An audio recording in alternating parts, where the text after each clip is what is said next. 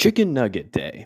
That was always the biggest meal on the cafeteria calendar. It came about once every other month, maybe once a month. And I'm not kidding. There would be a line out the door to get in for Chicken Nugget Day. That was the most popular meal that the cafeteria offered. Any other time, it was really easy to get in there. You might have to wait in a kind of a long line after chapel, but for the most part, Chicken Nugget Day, line out the door. The only other times that happened was when the cafeteria, usually right before Thanksgiving and also right before Christmas break, they would do a big meal, like a big dinner meal for the students. That always had a really long line because it was nice food. But Chicken Nugget Day, man, that was the one that brought the boys to the yard. You could get plain nuggets, you could get buffalo nuggets, you could get Cajun nuggets, which were very good. And I have no idea what made them Cajun, but they were still good. Fries, mac and cheese, it was glorious. Hey, welcome back to My Seminary Life. This is College Stories, and I'm your host, Brandon Knight. For the next several weeks, we're doing this whole series where I'm going back to college and highlighting some of my favorite moments, some of my God moments, and some of my uncomfortable moments, which is what we're here for today as we talk about my love life, or the general lack thereof, because that's really a more accurate depiction of what my love life in college was like. So strap in, here we go. I could not get a date to save my life when I was in college, and not from a lack of trying. I tried a lot, like a lot. Yeah, it wasn't great. It wasn't good. It was awkward and weird at times for everybody involved. A girl that I was really into in high school, I think I could use the word infatuated with in high school, followed me to college. She followed me, not the other way around. I already committed to Grace College, and then like a long while later, she decided to go as well. And it kind of continued going into college, especially that first year, freshman year. And it kind of worked out for both of us because neither one of us really knew anybody other than each other. So we kind of hung out a lot. But as time went on and we were in two completely different degree programs, I was in the biblical studies department. She was in the business department. Over time, with space and distance and us just getting involved in our own lives, I got over it. I shouldn't say I got over it. I moved on. It was good and it was healthy and it made things better for us after the fact. It was just like hey, we're hanging out as friends. I don't have any other like side intentions going on here. We're just friends. I'm not trying to do anything here. And that was not just because we had all this space and distance in between us, but also because I was now falling head over heels for all these other girls on campus. The problem was, and I'm just going to cut to the chase on this, the problem was I heard that line so many times when I was in college. You're just like a brother to me. Well, what does that even mean? Seriously, what does that mean? You're just like a brother to me. I heard that so many times when I was in college. That is the number one go-to get out of jail free card in Christian dating. You're just like a brother to me. It kind of makes it a little gross because like I have romantic feelings for you and I think you're super pretty and you're comparing me to your brother, which makes this gross. But I heard that line a lot. And that was the only line. There wasn't any other explanation. There was never any other explanation as to why I was so undateable. I think about the girls that I was really into. There was 1, 2, 3 for sure. 4. There was like 4 girls that I was really into when I was in college, outside of this one high school girl so like 5, I guess, total. And it continued to escalate. Like the third one for sure, I was really into, and I was not going to back down. I was going to figure out a way that she was going to go out with me no matter what. But it just never worked. It never worked for some reason. And I never got an explanation as to why. There was never any closure. It was always just left at this: we're just friends, you're like a brother to me, things like that. And it hurt. It hurt a lot. I had a lot of self-doubt. I have always had a low self-esteem. Even to this day, I still have that problem of a low self-esteem. And so there were so many of these times. I'm at this point in my life where people are telling me, you just have to put yourself out there. You just have to try and see what will happen. You don't know what will happen until you do it. And what's the worst that could happen? They could say no. Like, that's not too bad. Except when you're dealing with someone with such a low, almost non-existent self-esteem, being told no when you're putting your heart on the line is pretty hard. It's pretty damaging. And it happened time and time again. I remember even calling my dad to get advice from him because I really wanted to go out with this one girl. And we had been friends for a while. And actually, it was one of those situations where we were friends, and I kind of liked her, and I asked her out, and I took it hard when she said no.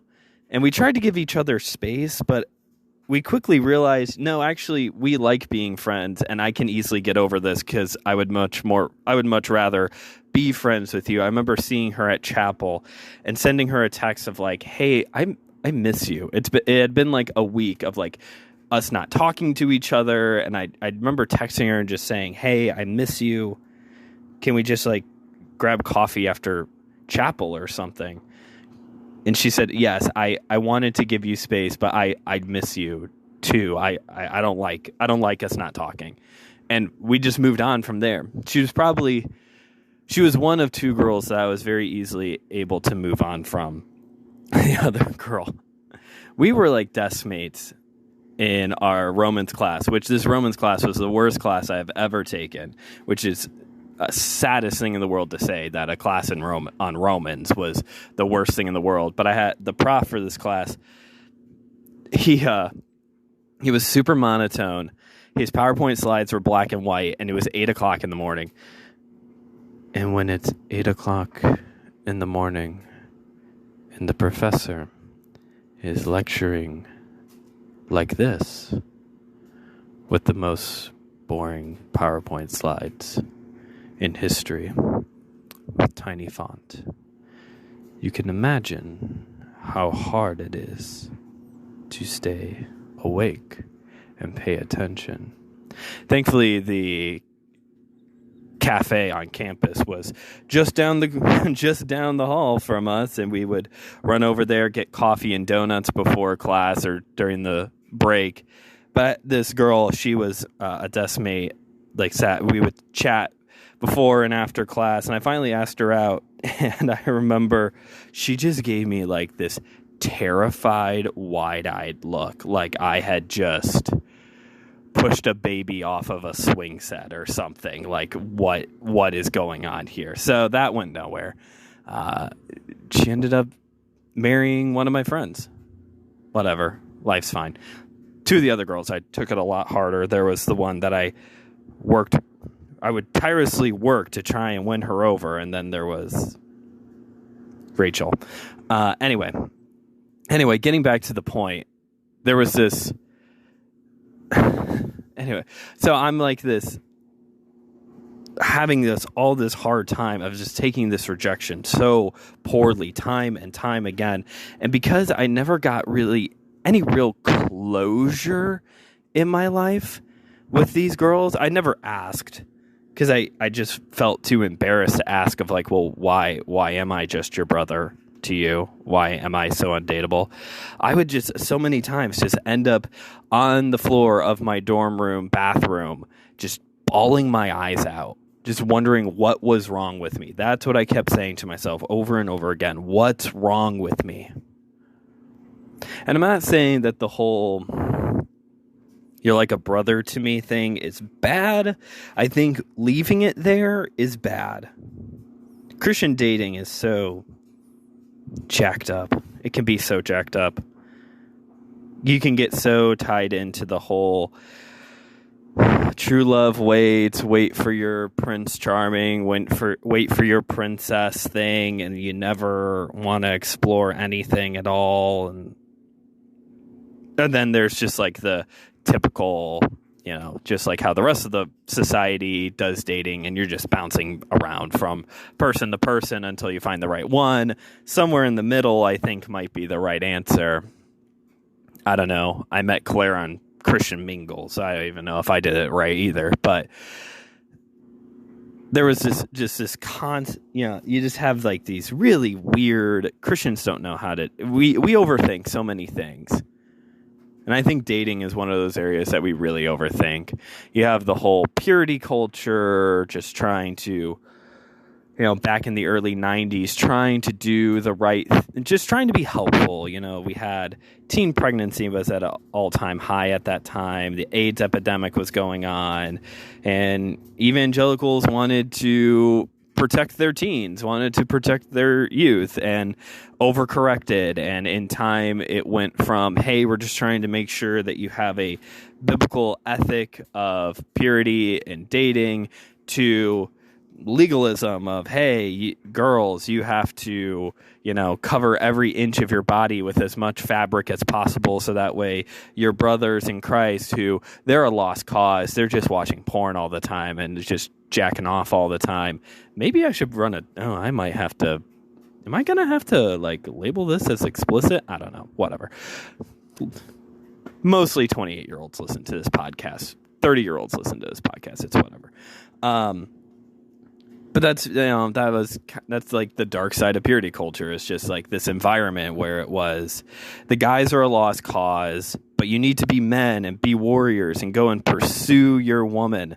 And the women are, have to follow all of these rules, not to protect their heart, but really to make sure that the guys don't lust after them. But protect your heart, ladies. One of my friends in the real world right now, her name's Victoria, she was telling me, we were talking about this, and she was telling me she had she was given the example once of girls are like gazelles and guys are like lions, and the girls are supposed to run fast like gazelles do towards Jesus, and any lion who catches up to them is the one worth dating. And the analogy easily breaks down in several places. One, that's violent. And two, the lion eats the gazelle. And that can be taken a couple different ways. And one of them's kind of, anyway. Yeah, maybe I should run an explicit banner on this one. Where was I? Oh, right. I have no self-esteem. And dating was bad in college. I didn't really go out on any dates at all. And I just had this like constant revolving door of, you're just a brother to me. And just spiraling harder and harder into self-doubt and self-loathing, even, of just thinking nothing was right with me. Self-harm was a real thing when I was in college. And a lot of it revolves around this area of my life. There was one girl I was so into, and she kept turning me down time and time again. But we were really good friends, so we would go and do stuff together. We would go off campus and go to the Starbucks to do homework together and talk. I think what ended up happening a lot of times, especially with her, was it was all emotional. It was the emotional fulfillment is what we were getting out of it. It's kind of like there's an episode of New Girl where they talk about how this is before Nick and Jess get together, and how Nick is her fluffer, meaning that he's like, they're not dating, but he's doing all the stuff that a boyfriend would do for her. And that's kind of I think that's what happened a lot with my female relationships in college was they didn't want to date me, but they got some emotional fulfillment out of being friends with me, and I got some relational fulfillment from being friends with them. And so it wasn't healthy. I'll say that. I don't think I was necessarily a toxic male in college, at least in the way that we talk about toxic masculinity when it comes to like being, that stereotypical, unhealthy stereotypical man who doesn't take care of himself, who just, bro all the time. Brad Pitt in Fight Club. I wasn't Brad Pitt in Fight Club when I was in college, but I definitely wasn't healthy. And I would use these relationships for my own emotional and relational fulfillment. And I would try my best to keep any of them alive so that way I could have a taste of this in my life. And I think there was, to some degree, that on the other end as well. Plus, with my mental health, I think I had a lot of friends who were counselors, and I think they had a lot of empathy for me and found some fulfillment in that as well of, quote, taking care of me, which was not their responsibility at all. They shouldn't have done that. I shouldn't have made them feel like they should do that. I hope I did. If anybody, especially any of the girls that I was into, happens to find this episode, I'm sorry. I was not healthy. I was toxic at times. And I'm sorry. I wish I was better. I am better now. I wish I was better in college. I wish I would have handled our relationships better. I wish I wouldn't have, made things uncomfortable or kept pursuing. I wish I could have just cut the emotional feelings off so that way I could have just, we could have just been friends without me trying to backdoor some relationship. But, what's happened has happened, and I'm sorry. I'm thankful that we had good relationships back then, and I'm thankful that we were friends, I guess is really what it comes down to. I'm thankful that we were friends. But I'm sorry for making things weird, making things uncomfortable to all of you. I'm sorry. Really, I am. Probably something about my facial hairstyle changing so frequently in college probably had something to do with it too. If you haven't picked up on that on Facebook and Instagram, as each week when I post a picture from college, it literally has changed every picture. I'm sorry. I think that might be part of it too. But I think a lot of it was these girls just could read the fact that I was a good guy who loved Jesus and meant well, but I wasn't healthy. I wasn't ready for a real relationship. I thought I was. The giant hole in my heart that needed attention, that still to this day craves attention, it thought I was ready for a relationship, but obviously that's not. Just because you desire to just need fulfillment in your life doesn't necessarily mean that you're ready for a relationship. It means that you probably have some emotional damage that you need to get fixed with counseling, which, if you can't guess, that episode is coming. Don't worry. That episode about getting counseling is coming up. There was one girl. I had eventually just given up. This was my second of 3 years at Grace College, and I had basically given up. I was like, this is just not going anywhere.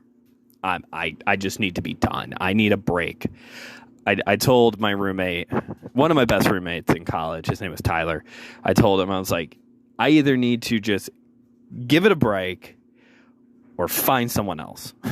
Or like, I keep going to these same two girls and it's going nowhere. Why am I doing this? So he set me up on like this blind date, kind of. His girlfriend had a couple roommates who were single, and so they arranged for a game night at their dorm. We had open dorms every Friday. Was it Friday or Saturday? Hey, Grace College people, remind me. Was it Friday or Saturday? I think it was. Was it both? Was it eventually both? I don't remember. It was open dorms. We lived at, I went to a Christian college, so we couldn't there was no co-ed dorms. It was, the guys' dorm, the gals' dorm. But once a week for a couple hours, we could intermingle at each other's dorm. And that was one of these occasions. My roommate's girlfriend invited us all over for a game night. And it was with this intention of me kind of getting to meet this girl who, if I remember right, I think her name was Claire. Not my Claire, but I think her name was Claire, or it was Hannah, because there was a lot of Hannahs on campus. Either one's a safe bet at this point. I kid you not, I have no idea who I was trying to meet that night. That's how well the date night went. I almost won the game that we were playing, and I lost the game right now. Ha ha! To all the millennials listening to this, I lost the game. But I have no idea. There was like two girls, and I sat by one of them, and I don't even know if it was the right one because we never talked. The game we played was not a co-op game. It was a solo game, and there was no follow-up afterwards. I did not get anyone's phone number, so that was just a bust. And then it was time to go on my cross-cultural field experience with my good roommate, Tyler. And this was, if you missed the academic episode, which is the one right behind this one on the feed, it was this requirement that everyone had to get applied learning when at college, which means more like you're doing hands-on stuff. And one of the things you had to do was go on a cross-cultural field experience, which if you had money meant that you got to go to like Ireland or England and sightsee, or if you were broke like me and my roommate, you got to go to Philadelphia on one of those quasi-church mission trips, which is kind of like you're helping out at a church, doing stuff, and then also sightseeing. And so we go. And I'm like done. We did the blind date thing, and I was like, dude, I'm just done. I just got to finish the school year. And we get out to Philadelphia, we get off the bus, and we sit down in this huge circle, and I lock eyes with this girl, and I think to myself, oh crap. There goes that commitment. I had never seen this girl before in my life. She apparently was a senior. I got that eventually. And it's a small college. You're walking all the time. I had never seen this girl. No idea who she was. And of course, it was one of those occasions that after the fact, I then saw her everywhere all of the time, even after the mission trip. And my goal was simple. I just want to talk to her. I had no idea who she was. Did not know her name. And it was like a day or two after that initial we got there. It was lunchtime, and one of my buddies, Ben, was sitting down. It was him, an empty chair, and then her. So I looked at him and was like, dude, save me that seat. So, I get my food, I sit down, and I talk to him for a little bit, and then I make my move. And we talk about lunch, because what else am I going to talk about with this girl other than introduce myself and eat, talk about the food that we're eating and the trip. And slowly I would just like push myself. I had never done this before. It was so weird. Like any other time, at least to get the conversation going, people had to do the legwork for me. This was one of the few times where I was like, I'm really into this girl. Who is this girl? I need to know who this girl is. And like over time, she started opening up to me on the trip more and more. We would hang out a little bit. We would intentionally try to get into the same groups. That way we could hang out during the, going to do the different activities. Turned out she was a counseling major, big surprise, with a lot of emotional hurt in her life, a lot of mental health issues. And then the trauma bonding started because I have a lot of emotional hurt and mental health issues in my life too. So then the trauma bonding started and we felt closer that way as well. We get back from the trip and I get her phone number and we just kind of, turns out she was on the same hall as a lot of my friends. My roommate's girlfriend was on the same hall. Two of my other friends, they were on the same hall. So we did, I went over for open dorms and they were expecting me to come hang out with them. And I went and had a game time with her. And we chit-chatted, talked about, I think Winter Soldier had just come out, just to give everybody time placement of when these events are happening. So we talked about Winter Soldier. We get done. We go down to our my friend's room and we chit-chat a little bit in there. And she walks out to go get something. And my two friends just give me this look of you are so happy right now. And she seems to really like being around you. So finally, I made my actual move. And there's this really great ice cream place in Winona Lake. Kalani's? Sweet Dream. It was Kalani's. The name changed to Sweet Dreams. And great ice cream place if you're ever in Winona Lake, Indiana. And I asked her to go get ice cream with me. And she said yes. But then insisted on paying for her own, which is fine. I was just trying to be nice. And we sat there, and it was the only time I ever really got to spend any time with her outside of the college campus, which is great. We had a great time, chatted it up. She was a big fan of the movie Frozen, and I was not going to see it. I was just trying. It was super popular, and I didn't get it at the time, so I was like, I'm not going to watch Frozen. But she was trying to get me to watch Frozen. That was the whole thing. I was a usher for graduation that year, and it's just because of my academic standing and blah, blah, blah, and I'm a good student, whatever.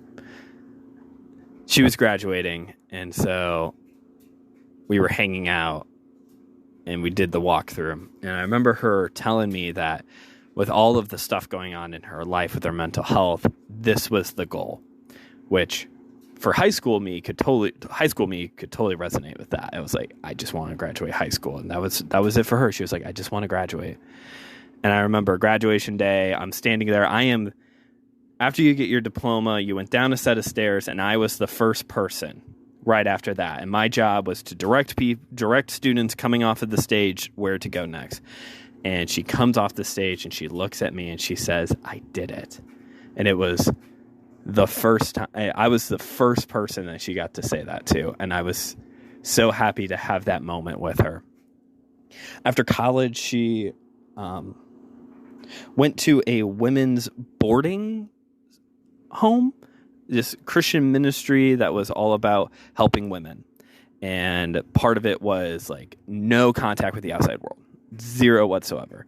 But you could get letters. And so I wrote her letters, and I almost every month just telling her about stuff going on and in my life and going on with us. And eventually I sent her a Christmas card, and it came back. And I checked her Facebook, and she had started posting on Facebook again. And so I texted her. I was like, hey, are you out? And she goes, yeah, I just got out yesterday. And so we texted back and forth. A month or two later, I finally told her. And she said, I just kind of see us as friends. And then I made a really big mistake. I never texted her again. And since then, I've lost her phone number. And she deactivated her Facebook at some point. And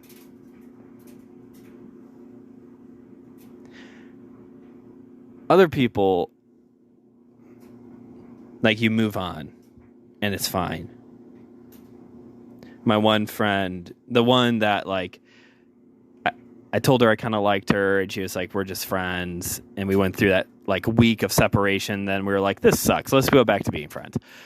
Like, I still occasionally talk to her, which is fun. Shout out to you, Kelly, if you catch this episode. But I made a mistake with Rachel. Obviously, I don't regret like not being with her, because it's like I'm with Claire now. We have a kid. Super happy. Things are good. But there is this level of like, I threw away a good friendship because I was unhealthy. I was immature. I was still growing. So, you know, you make mistakes, and part of life, part of existentialism is owning those mistakes and moving on. But man, I wish I still had that friendship. I really do. She was great. She was fun to be around. She was easy to talk to. I miss you, Rachel. So my love life sucked in college. If there's any moral to this story, is you can do better than me.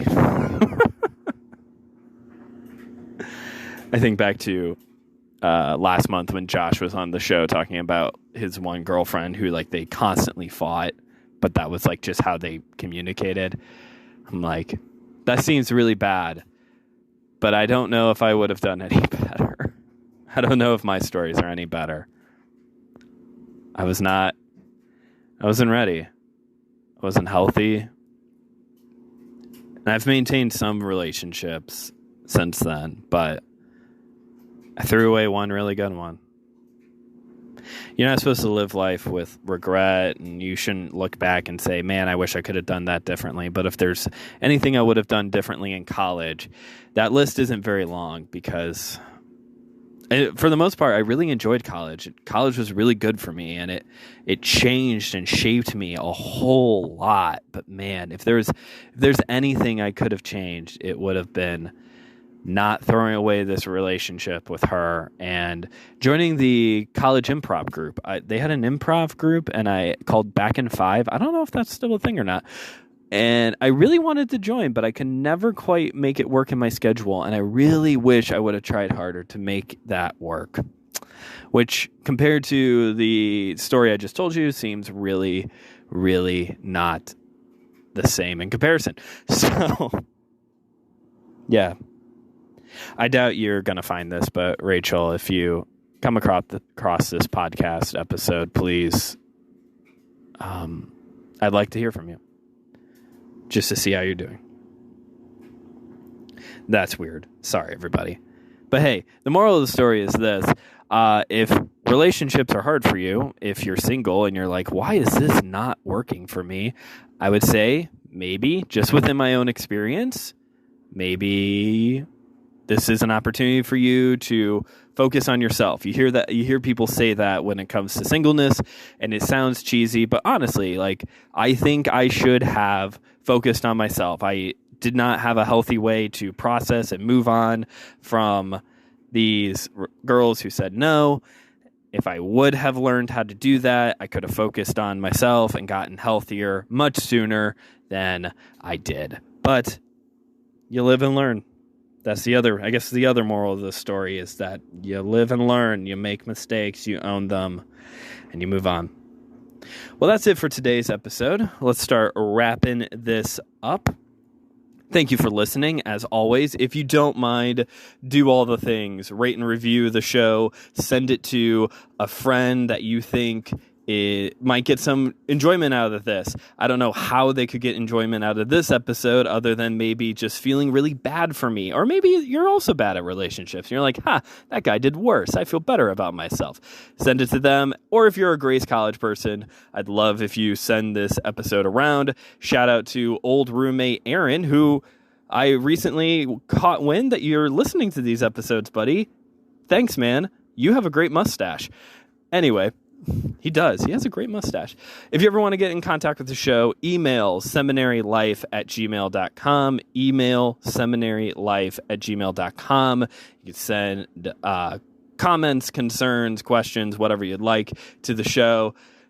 You could also send us a voice memo on our profile on Anchor. Make sure to follow us on Facebook and Instagram at My Seminary Life Pod. Always slide into the DMs on there as well. I believe the next one up, we're going to do the When Brandon Finally Started Getting Healthy episode, talking about counseling. So that should be good. Talking about my mental health journey through college as well. Big part of my life then as well. There's a shop. Make sure it'll be in the description for this episode. It's also in the link in our description on our bio on Facebook and Instagram. The link to our shop, My Seminary Life shop. I need to wrap this up. I hear my baby screaming. My Seminary Life shop. You can get t-shirts, bucket hats, mugs, pint glasses. Check it out. A lot of fun stuff. And if you order something, when it comes in, take a pic, tag the show. We'll add it to our stories on social media. Thanks again for listening. I think that's it. And as always, remember, keep on studying.